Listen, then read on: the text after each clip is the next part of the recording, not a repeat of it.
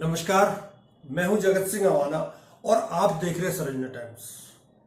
भारत का प्रधानमंत्री चोर है, भारत का प्रधानमंत्री वोट चोर है। ये नारा कोई नया नारा नहीं है। इससे पहले भी आपने सुना होगा, गली गली में शोर है।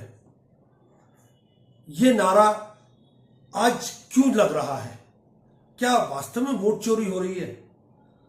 क्या वास्तव में ही तमाम संवैधानिक संस्थाएं सरकार के अनुरूप काम कर रही हैं, या सरकारी संस्थानों में जो काम कर रहे हैं, जो अधिकारी काम कर रहे हैं, जो कर्मचारी काम कर रहे हैं, अगर वो सरकार के अनुकूल काम ना करें तो क्या वो गायब कर दिए जाएंगे? प्रधानमंत्री अपने अनुकूल, या यूं कहें सरकार अपने अनुकूल जो अधिकारी काम करता रहेगा वो सरकार के साथ रहेगा, उसको हर तरह की तरक्की मिलेगी। परंतु जो सरकार के साथ नहीं रहेगा और सरकार के खिलाफ बोलेगा या सरकार की बातों को नहीं मानेगा तो फिर वो गायब हो जाएगा। आपको हम आज गायब होने वाली परिस्थितियों के बारे में, इस परिस्थिति में अगर आप आज ये सब चीजें सुनना चाहते हैं तो आपको याद करना पड़ेगा 2024 का लोकसभा चुनाव। 2024 के लोकसभा चुनाव को जिस तरह से विपक्ष बता रहा है कि चोरी की सरकार है, और ये सब चीजें जो मैनिपुलेशन है, चुनाव आयोग की मैनिपुलेशन है, वोटों का मैनिपुलेशन है, ये सब रेंगते रेंगते संसद से अब बाहर निकल गया है। तो क्या सरकार अवैध रूप से बनी हुई थी? ये जो सरकार इस समय चल रही है, इसे करीब 12 महीने 14 महीने हो गए सरकार को, तो क्या सरकार अवैध रूप से चल रही थी? सरकार हर चीज को अपने कब्जे में रखना चाहती है। यहां तक कि गोदी मीडिया, जो भारत का मेन स्ट्रीम मीडिया है, वो भी सरकार को बचाने के लिए और सरकार के अनुकूल काम करने के लिए 24 घंटे लगा रहता है। परंतु उसके एक समानांतर एक मीडिया है, वो है सोशल मीडिया। सोशल मीडिया जहां गोदी मीडिया सरकार को बचाता है, वहीं सरकार की परतों को खोलता है सोशल मीडिया से इस मेन स्ट्रीम मीडिया को चुनौती मिल रही है और सरकार के हर कदम की व्याख्या कर रहा है वो सोशल मीडिया। परंतु इसी व्यवस्था में अगर आप हर कदम की व्याख्या करते करते, तो आपको याद आ जाएगा कि जगदीप धनखड़, जिन्हें आज 23 दिन हो गए इस्तीफा दिए हुए, वो कहां गायब है? नौकरशाही हर सरकार के साथ होती है और नौकरशाही की मजबूरी होती है सरकार के अनुरूप काम करना। परंतु इस सरकार में जो नौकरशाही है, वो नौकरशाही उस तरह से काम कर रही है कि जो सरकार के साथ है, जो सरकार के कदम के साथ कदम मिला रहा है, उसे तो तरक्की और प्रमोशन पे प्रमोशन मिलेगा, और अगर जो नहीं मिले सरकार के साथ रहेगा तो वो गायब कर दिया जाएगा। आपको याद होगा संजय मिश्रा ईडी के जो डायरेक्टर थे, उनको लगातार 3 बार एक्सटेंशन दिया, 1 बार 2 बार 3 बार। परंतु जब वो सुप्रीम कोर्ट में पहुंचे तो सुप्रीम कोर्ट में विपक्ष ने कहा कि सर, इसको बार बार एक्सटेंशन दिया जा रहा है और ये हम लोगों के लिए खतरा बना हुआ है। तो उस समय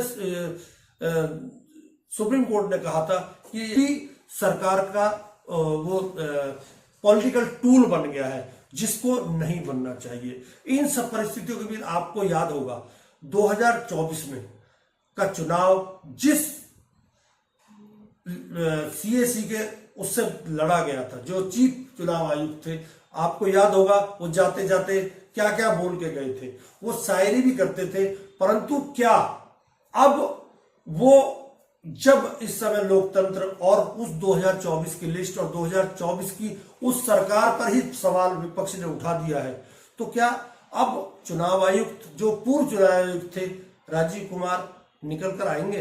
वो जवाब देंगे क्या इन बातों का? हालांकि जब वो रिटायरमेंट ले रहे थे पिछले साल, इसी साल फरवरी में, तो वो कह के गए थे कि मैं आत्मशुद्धि के लिए हिमालय पर जा रहा हूं 6 महीने के लिए, और 6 महीने बाद मैं दोबारा आऊंगा। तो क्या अब ये 6 महीना 18 अगस्त को उनको हो जाएगा?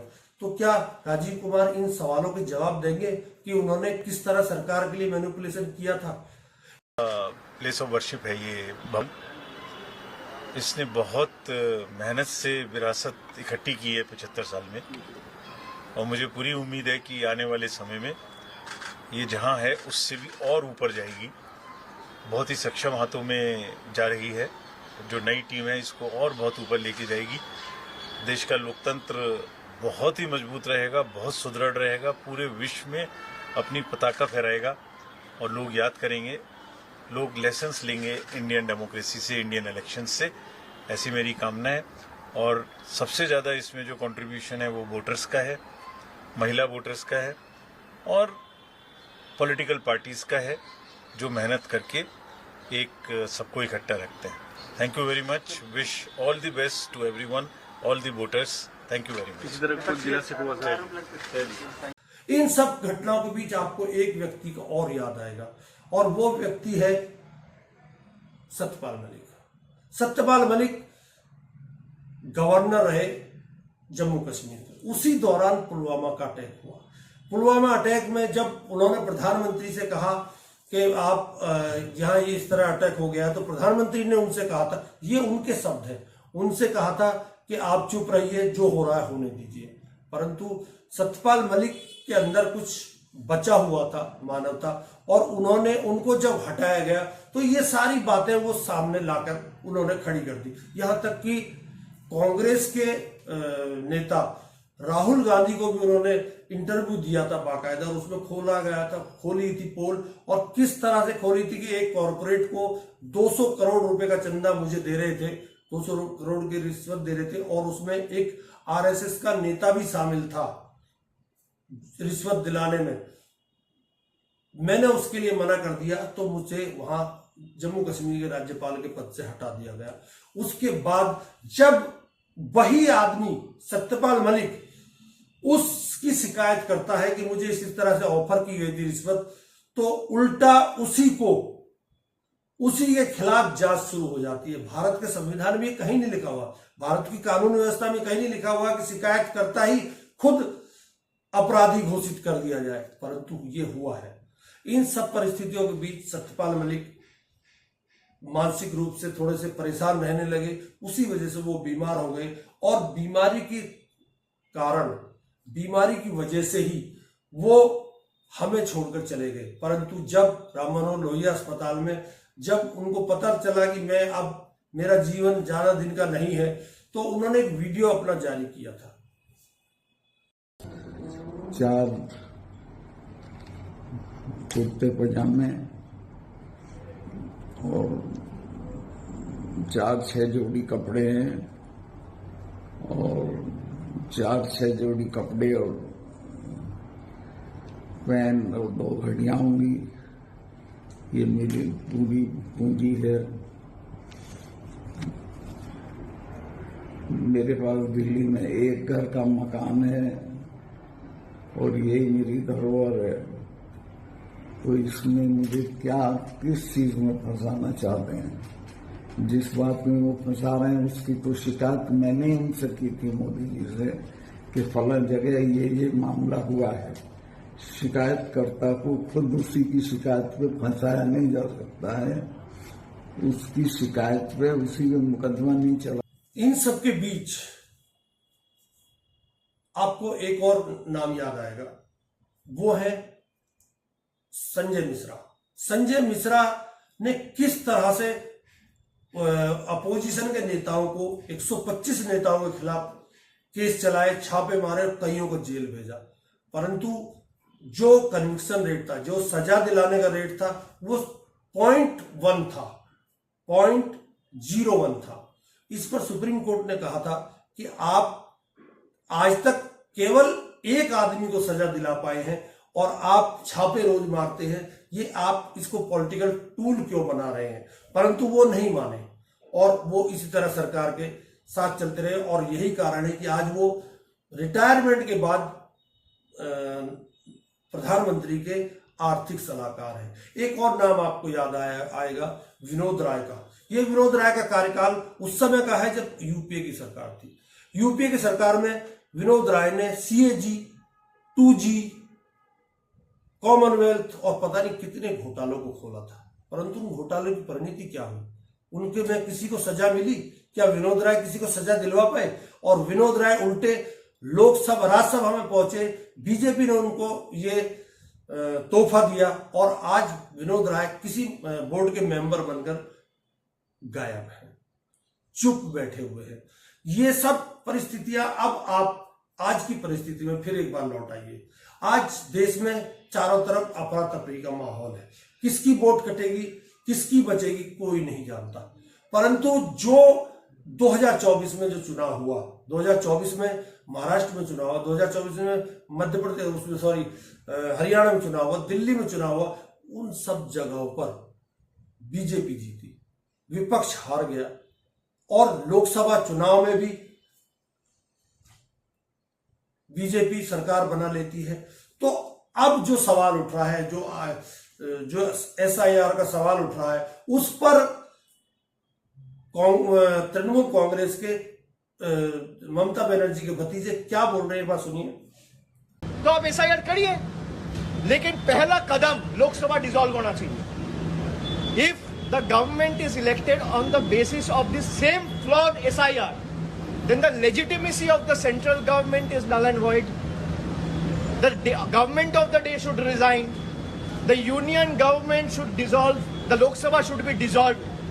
आप लोकसभा डिसॉल्व करिए, पूरा देश में 140 करोड़ के देश में, पूरा देश में, हर एक प्रदेश में आप SIR करिए, कोई दिक्कत नहीं है। आप इसी वोटर लिस्ट के आधार पे चुन के आए हो 1 साल पहले और आप कह रहे हो बंगाल में वोटर लिस्ट गलत है लेकिन गुजरात में सही है, बिहार में गलत है लेकिन यूपी में सही है।